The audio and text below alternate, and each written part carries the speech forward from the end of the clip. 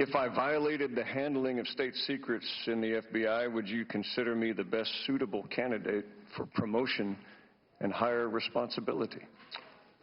It would be a serious concern, and we would stare at it very hard in a suitability review. Although you have recommended to the Department of Justice that no criminal charges be brought to bear, are you recommending to the Department of Justice that there be no consequences for the mishandling of state secrets? No, my recommendation was solely with respect to criminal charges. What would you recommend? I don't think it's for me to recommend. But you do. You've been very open and even stated why you felt that these were unique sets of circumstances that called for greater transparency.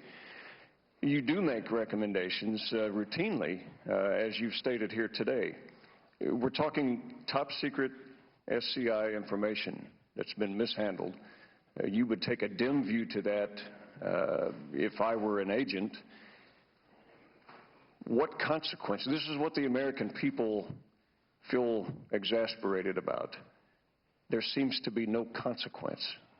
So in a case like this, if it's not going to be criminal charges recommended, what are the American people to do to hold their officials accountable if maybe they shouldn't be trusted for further promotion and higher responsibility?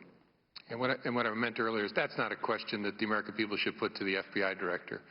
I can answer about the things within my remit, but I understand the question, but it's not one for me to answer in my role. Well, I hope it's one that the American people answer in the future, because we do have a choice about those that would mishandle information. And while we're all fallible human beings and we all make mistakes, in a case like this, I mean, for decades of my service in the Army Infantry and handling top secret SCI information, and then as a member of Congress, I mean, we know those responsibilities. Is it your view and others that have interviewed Mrs. Clinton that she would not have known what those responsibilities were?